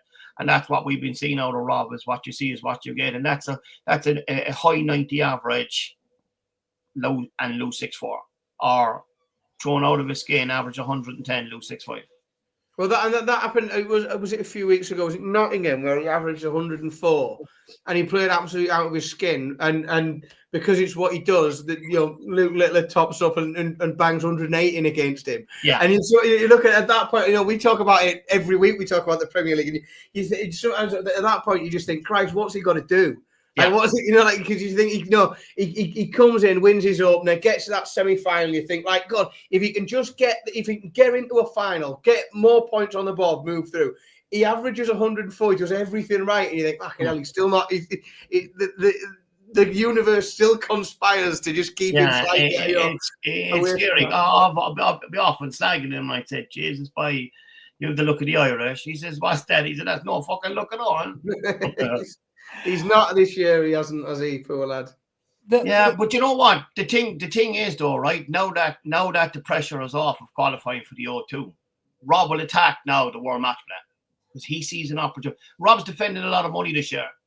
Do you know what I mean? Like, so he's going to have to defend money, and the bottom line is Rob is already eyeing up the match play. Like, you know what I mean? Like, and so is Josh. Look, Josh is only a win around the corner as well for him, though. Look at his stats. He wouldn't have been out of place in the Premier League, would he? Well, we talk about him a lot, John. In fact, we probably had half an hour the other week talking about Josh in the. You know, well, I think what we were talking about was what do we need to see from Josh between sort of now and February next year to for him to get there. And I think we pretty much said it. If he picks up a pot of any shape or size, then he's in. Because why would you not? How could you keep him out? He's too good for the game, isn't he? He's very explosive. His scoring power is massive. His scoring power is explosive. You know, Josh. I've seen Josh at his worst and at his best, even in practice. Like, you know, I've seen that boy do things with darts. You know what I mean? Like, his triple scoring is scary, and I think it's only a matter of time. And not just Josh, you Van Veen there as well, who are superb players. Like, the game is changing, lads. The days of winning a tournament at any level, even a pro tour or anything like that, winning something with 95, 96 averages, that's coming to an end shortly. You're going to have to produce mid 1.5, 1.6, you know, to be winning these events, because you still have the likes of Gary, who I watched there today, banging 107, you know what I mean? Like, it's just, you know, you have to don't you? So you I think it's a really interesting point that there was a period of time where you could get through a players' championship event, and then you just had to make sure that you played slightly better than whoever you came against. You know, you didn't have to do it. Whereas now, I think to get to a final now in these players' championship events, you have to at some point during the day do something exceptional. Like, you're not going to get you might get away with it in certain games. You'll get away with a 93 and a 92 but at some point during that day, if you're going to get to the end, you're going to have to do something big. Otherwise, someone else will, because there's too many people capable of it, isn't there? Well, that's the scary part about it. Like, and I'll take you back to one of the events that in Wigan, when I got to the final against Michael Smith at one of the Pro Tours. I was absolutely bollocks at the end of it. I swear to God, I was shattered because you can imagine all the games went to distance. You know what I mean? Like, and it was just one after the other. Ross Smith, Nate Naspel, Dave Chisnell, Michael Smith. Yeah, I was like, fucking hell. And I kept going and kept going. I reckon if I had bet Michael Smith in that final, I'd have retired. You know? But it just shows. And then you go in the next day, my first game, Simon Whitlock. Yeah. You know? It's relentless, isn't it? Do you know what I mean? Like, I beat Simon Whitlock. My next game, Mike DeDecker.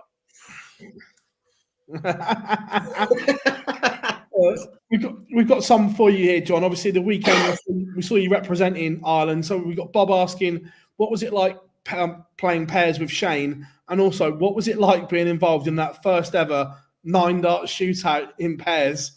I tell you, Shane's a nice lad. You know, and I'm delighted for him to win the WDF World Championships and everything. You know, but Shane is like me. He's got a wicked sense of humor. You know what I mean? Like, and you really got to, you've got to play along with that sense of humor. You know what I mean? Like, you can't take offense to it, like, or you'll miss the crack, like. But bloody hell, Belgium came out of the blocks. I was bloody hell, 180, 140. 95, and I'm saying no, this wasn't the script at all. We were going to win this one, and then we were going to have the right crack with John Henderson and Scott. And I was like, no, 4-1. I walked off the stage and I said to myself, oh bollocks. I said, what are we going to do here? And I was talking to Shane out back, and I said, well, that didn't go to plan, you know. And he was like, oh, we got to attack it next. He says, we got to win 4-1. I said, no, win for 4-0. To mind, you're 4-1. You know, and when they got one. Why is he giving one away? I couldn't believe it. I was like, Jesus Christ almighty. And in the last, like, we were 3-1 up. And I can't even remember whether it was me or Shane. Someone started, but it was Shane, because I think it was 180. 140, something like that anyway, and I was like, oh, here we go now. I actually thought we were through if we beat Scotland.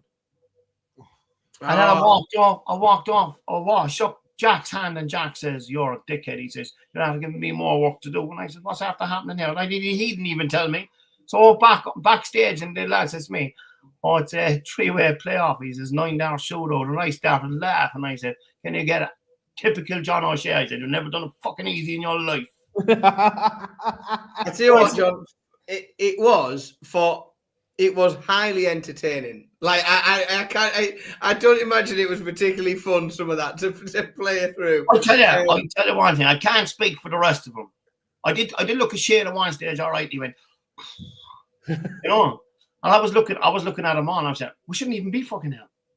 We robbed that spot in that 9-dart because the way Scotland were thrown, especially Scott Campbell, he was thrown really, really well. Like, you know what I mean? Like, and I'm there and I said to myself, you know, this can't be good. And of course, look what Scott does doing there. He back-to-back 180s, and I was like, I thought it was a great event all around. I thought it was really good. I thought it was brilliant. I really enjoyed it. Yeah. That back room, lad, I tell you one thing, if they had a camera or a video set up inside in that back room, I tell you one thing, boy, a Netflix boy wouldn't pay us enough. What a laugh, boy. That Richie Barnett boy is absolutely psychotic. Yeah, I spent a bit of time with Richie at the tavern this year. I got back to the hotel at one point, and there was I stuck my head round the bar to see if anyone was left. But the bar still serving, and there was one. Oh yeah, Richie's still in. That means I can still get a pint. Yeah, what a guy. But I did. He's. I tell you, I've been around Richie about 20 odd years. I've known him between here, there, and everywhere. Some events, PDC years ago when we were first stint in the PDC. But I tell you, he hasn't changed a bit, boy. No, I haven't changed one bit, boy. I'll walk in the door. Big John. It looked lots of fun. It looked like it was fun to be involved in. From watching it on the TV, it looked great. We've got one from Adam here. John says, I've seen you doing talks with Slevin at the academy. How far do you think Dylan Slevin can go in the PDC? Look, Dylan's a cracking dart player as well. Like, you know what I mean? Like, do you know what? I'm going to say this out loud. Like, you know what I mean? Like, I'm a big advocate of like, you should be allowed to play darts no matter what position you're in, right? And I think what would benefit Dylan with no darts on this weekend is being allowed to play in like the Irish Cup there now at the weekend. There's 3 events on in there. You know, COVID killed a lot of things in Ireland. You know, we used to have 3 big events there in Waterford, in Tremore's Hotel in Waterford, where we originally had the Tom Kirby. Yeah, you're right. So they're gone, right? You Joe Coyne used to run the legs and sets. Big tournament again. He used to run up his way again. You know, gone. Michael Sullivan here in Cork used to run tournaments. The Leaside Festival, there was rolling 9 darter money, 3.5 grand if you hit a 9 dart rolling. All players championships, all gone. So the problem I had before Dylan and the lads was that we couldn't play nothing. So if I get my tour car, I can't go up to the bar Wednesday night and play in an ADC. I can't play in Challenge Tour. I can't play this, and I can't. You're back to square one. Now you can look after the elite players all you want, but I reckon anyone outside the top 32 needs to be allowed to play where they want, do their own work, make their own money. Because you know, I know sometimes you might not see me in the chat, but I'm at home and I'm watching it on the screen, and I'm like, oh, couldn't agree more. Oh, this is bollocks. This shouldn't be allowed. What are you doing? You're basically giving 3 or 4 potential players £1 million. Because after 3 or 4 of them, unless they all literally fucking something goes wrong, there's only 2, 3, 4 people going to win that World Championships. And that prize money, as much as it's great, I wouldn't turn it down if I won it. Obviously not. But I got to think realistically outside the box, and I got to say to myself, can I make a living from that? Yeah. But you've got to be able to be left to play to keep your game as sharp as you need it to be. Look at the break they have coming up now because of the World Series and the World Cup. Dylan won't be playing. Keano will play because he's with Willie in the World Cup. But you've got Steve Lennon should be allowed to play around Ireland. You know, I think all these fellas, like I said, I can only speak for the Irish boys, but it should be across the board. If you're not inside the top 32 and you want to enter a tournament, I think you should be allowed playing it no matter what it is. If it's only for 200 quid, you need to get your hand in. You need to keep playing. You need to be focused. You know, you're missing for 5-6 weeks. You're not playing anything in the PDC, and you've no idea where your game is at when you go back. And then what happens? The draw comes out, and you get Gizzy, who's probably or Luke Littler or Luke Humphreys, who might just be after spending 17 weeks on the road and wins a Premier League title, and that's your first round draw. You know, I know fellas will ring into the show and fellas will say, "No, he's talking a load of rubbish." You know, if you're good enough, get off and out from practice. Listen to me. I could die and come back reincarnated 10 times, and we probably might never see another Luke Littler. You touched on the Tom Kirby there. I remember the Tom Kirby being a massive part of the calendar and so on. Will that ever return, or is it done? Is it finished? I don't know. I don't know whether it'll ever return. I think it should. I think it should be given those lads that don't qualify for the World Champion. It was a big thing. It was a big thing. You know what I mean? Like, yeah. And I hope it does return, and I hope someone takes it over. I know Kevin Devaney, that runs the Irish National Darts Organisation. He was on to a few of the lads in the PDC thinking that, you know, can I run the Tom Kirby back in Ireland and give one of those amateur players that opportunity to stand at Ali Pally and have a crack off it, because that's what it done. That's what the Tom Kirby did. You know what I mean? Like, but yeah, I hope Kevin's very good at what he does here in Ireland for the youth, and like he started a new tournament there now, a development tour. And he's always thinking outside the boxes, Kevin, and he's always trying to do the best for everybody. But unfortunately, at the moment, we're just lacking a lot of, I I don't want to say what word am I looking for? Not to put down anybody that's running tournaments, but quality events. Does that make sense? You know, something decent, something the best of 11. You know, that's run with a decent prize pot, with decent players that will, you know, that you're not going to go in there and walk away with I don't know, 1,500 quid without even breaking a sweat. You need to work for it. You know what I mean? Like, and if that, like I even there talking at the weekend, I'm saying I'd love to be able to put all those PDC boys that are playing in Ireland and the top players in DI and DO, put them together in a hotel, top 16. I tell you, if I wasn't one of those players, I would pay to watch that, because we've got some cracking dart players on the INDO circuit. Stephen Rosny, Dean Finn, Ronan McDonough, all these boys that are coming through now, 24, 25, 26 years of age. I tell you, you know, not a few years, and we'll have a few of my boys there in the academy, and even the girls will be putting it up to these fellas. And now the guard is changing, definitely changing. Ooh. There's a question, John, when you're on about the guard changing. You mentioned earlier that you are 50 this year. Yeah. Does that mean that we could see you, if you were available and free to play, that we could potentially see you at the tavern next year? Oh, yeah. Well, I'd say that 32 was picked already by the looks of it. Oh, there's got to be some qualifiers in there, aren't there? There's no information. I've tried to look. I see some of the comments. I read underneath it. I check my emails every day thinking Jason is going to ring me. Maybe he doesn't know you're turning 50 this year. Somebody might need to tell him. I've told the whole world. On social media. I'm hanging on to 49 for dear fucking life. But once I hit 50, I'll start going grey and everything. Everyone thinks I'm using just for men.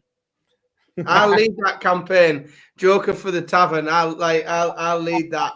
Hey, and you know what? I'd take it too, because the last time I was there, I won the World Masters. I was going to say, it's a place you know well. You got some history in that building. We were like, we need to. I'll be banging that drum. There's a long time to go yet, John. We've still got 10 months. Oh yeah, I turned 50 in July. I still think my birth cert was wrong. I think I'm about 44, 45 maybe. Oh, I love that, John. It's been an absolute pleasure to have you on, my friend. It's been so good talking to you, youth darts, your health, your journey, putting things right, mate. Thank you very, very much for the last 45 minutes. It has been absolutely incredible, my friend. And if you need me to cover anything on the Pro Tours ratting, I'm always good for a good rant. Oh, Dan will get you on the Fallout bar one night. Don't worry about that then. Oh yeah, me and you, Dan. I'll tell you what we'll do. If we got 2 nights left. If Rob Cross wins the night, you're coming on the Fallout bar. I will. Come on. Do you know what? I'll get I barely drink alcohol now anymore. I get a few cans of Guinness. I can drink Guinness because according to the can, it gives you strength. I believe everything that's written on a can. Everyone, ladies and gentlemen, the one, the only, the Joker, Mr. John O'Shea. Thank you very much, buddy, as always. Thank you, mate. Good to see you. Talk soon, boys. Take care. Bye-bye. Thank you, buddy. See you, mate.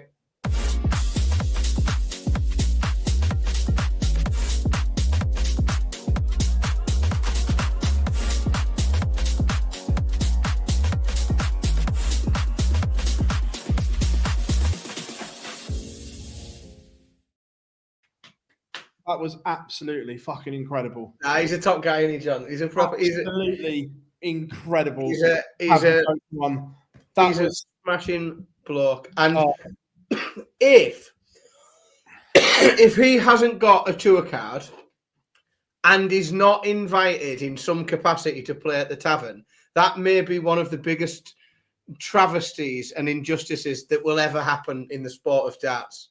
Because if John O'Shea is over 50 and doesn't have a tour card, he has to be at the tavern for the seniors. He has to be. Yeah, that was so insightful. That was bloody marvellous, I've got to say. Yeah, he's a good egg, isn't he? 100%. Right, the Premier League. Oh, brought me back down to earth with a bump. Look, 3 have made it. We know who is there. Luke Humphreys, Luke Littler, and Godwin Price have all qualified. Now, 3 players can. There is a mathematical equation that Chris Dobie can still qualify, Dan. You better believe there is, Philip. There's a mathematical equation that Chris Dobie can still qualify. Dobie can qualify. Newcastle can finish second in the Premier League. There's lots of things that can mathematically still happen, Phil. It's not the end. It's not the end yet. The dreams are still alive. The likelihood is it will be Michael or Nathan. Correct.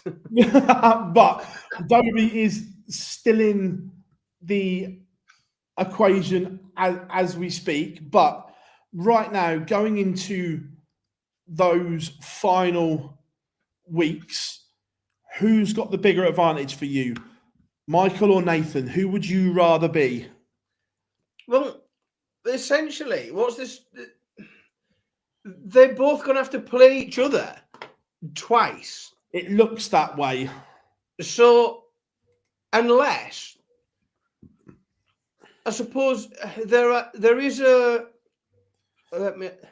So the only way if Nathan Aspinall beats Michael Van Gerwen and Rob Cross wins the night, then I think that could shuffle it a little bit. So the only way they can't play each other 2 weeks in a row is if Michael wins the night. That's the only way they don't play each other 2 weeks in a row. What if Rob Cross wins the night? So he only gets to 20. But Aspinall's on 19, so he'd jump Aspinall if Aspinall lost in the first round and Rob Cross won the night. Would it be MVG Cross? It would, yeah. So, but unlike with MVG qualified.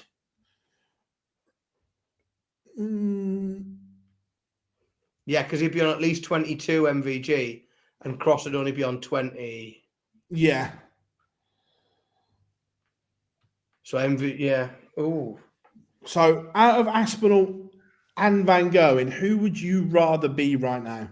I think they're in exactly the same boat because they're going to sit on exactly the same. So no matter, they haven't even got a different bracket because they're playing each other in the first round.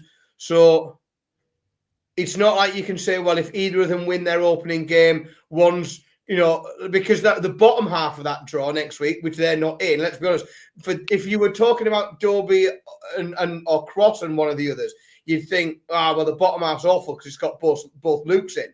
But I think they're in exactly the same boat. I just think it's become a two-man show, and I think whoever the loser is in the first round this week in Aberdeen is going to have it all to do the week after, and they'll be praying for either Gezi Price or Stephen Bunting to limit the damage because somebody's. That's a more winnable quarter as well. It's a much more winnable quarter, that. So you could have a finalist out of them two, and then it blows it. It makes it very challenging. I think then you wouldn't have a straight, whoever wins goes through on the last day. You'd need someone potentially to then win and pick up more points in Sheffield. It's going to get complicated, that one spot. Potentially, or it could be all. Look, if Michael wins the night, Nathan, it's done. Sheffield. He's not winning the night. What's that? He's not winning the night.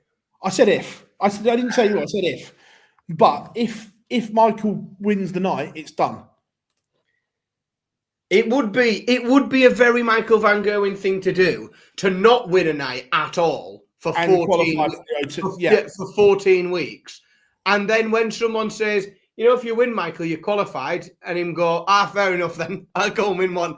And it would be a very MVG thing to do, to just go and win one, qualify, spoil everybody's fun for the last night, make sure there's nothing going on in Sheffield that's worth talking about. Having really just sort of flown under the radar for the last 14 weeks.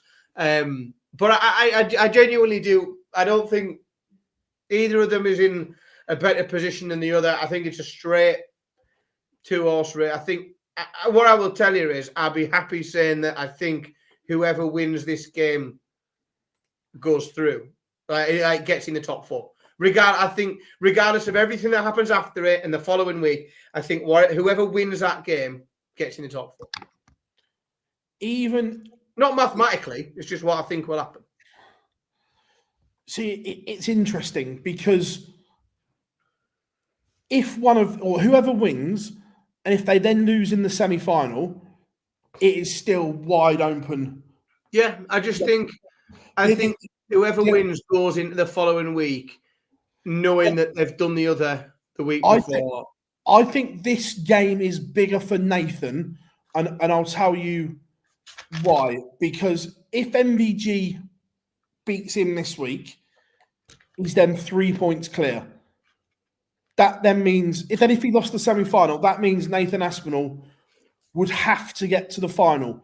Just beating Michael next week would not be enough. Nope. Where if Nathan wins, then it's just a complete straight shootout next week.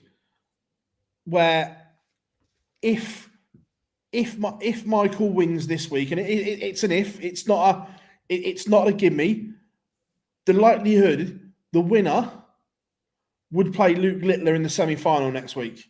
Yeah. Now, Nathan's record against Luke is nothing short of horrific. The same as everyone's, to be fair. Gez's is all right. Yeah, it's not bad, is it? But it's a bit like, look, if you are like MVG, I think would rather play Littler than Humphreys because it's the same effect. That Humphreys' record over MVG is incredible. Like Littler's is Aspinall. So yeah, this is why I think that this week is a bigger game for Aspinall because it would mean that he'd only have if he wins and then loses in the semi-final, he then only has to win one game next week. Where if Michael wins, he's then got to get that. Yeah, that's I get that. But before we look at this week, what was your take on Leeds? I love the venue. You know that. I think it's just perfect for darts. I absolutely love that amphitheatre shape. I think it's a brilliant venue to be in person. In terms of the night of darts, it was a night of darts that happened right up until the final. I thought the first round and second round were a bit underwhelming. There was nothing to get too excited about. I thought the final was fucking brilliant. Oh, the final between Luke and Luke. And this is what I said it on the Fallout the other day. Like these people that say that they're bored of seeing the two Lukes play each other. Like I don't think you're a darts fan. Like if you can't enjoy a game like that and you think, oh, I've seen this before, it's boring. Like you're probably not into darts. It was a fucking brilliant final, and watching those two play each other in the way that they do, I find very, very watchable.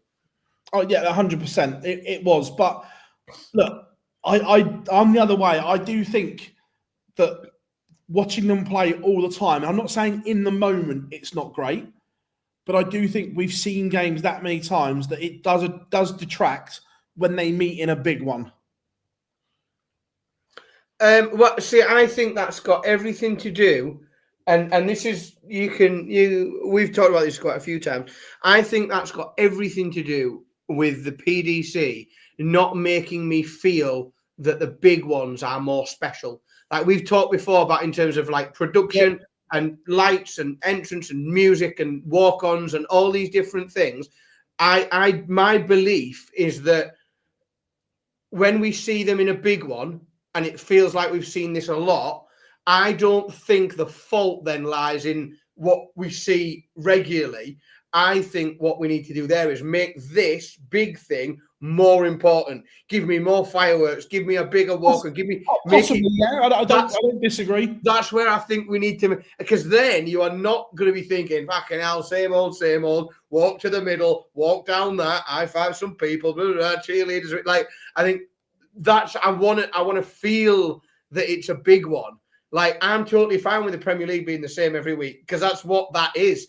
But then give me something more when it's a big one on the that's where I think the work needs to be done. So we go to Aberdeen. Score predictions. Chat room, get involved as well. First up, it is a huge game. It is MVG, Michael van Gerwen, against the Nathan Aspinall. How do you see this one's going? It's going to be a long trip north of the border for these two. But for one, it's going to be disappointing by around about 7:45. We like to manifest chaos, don't we? The most chaotic result is a Nathan Aspinall win, isn't it? Yeah. 6-5, Nathan Aspinall. I'm going 6-4 to Nathan Aspinall. Chaos. Absolute chaos. Gerwin Price against Stephen Bunting. Irrelevant. Doesn't matter. But Stephen Bunting will win 6-3. Chris Dobie, Rob Cross. Oh, sorry, you want mine, don't you? Yeah, ideally. I'm going Gerwin Price 6-4. Okay. Chris Dobie, Rob Cross. Rob Cross wins 2 legs. Chris Dobie wins 6. I'm going 6-4 to Rob Cross. I'm going Roberto. Littler Humphreys. Oh, repeat or revenge? So I already did this on the Fallout on Thursday, so I know what I picked, and I'm going to stick with the same just before somebody calls me out for picking 2 different results in a 2-horse race. On Thursday night, I picked repeat with exactly the same score. So I picked Humphreys to win again 6-5, same exactly the same as either night. I think again 6-5.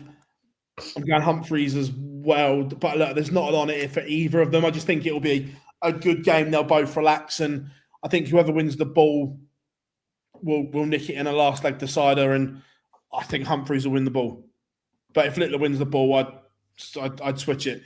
So who wins the night from your selections? Who beats who in the final? Humphreys beats Bunting. Wow.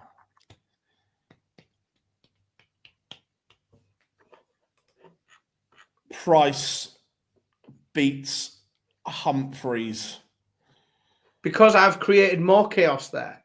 Because I've put 4th spot going into the last week, but I also 1st place going into the last week as well. Still up for grabs. Need at least something to bother watching Sheffield for, don't we? That would be. So, right now, who goes to the O2, Dan Simpson?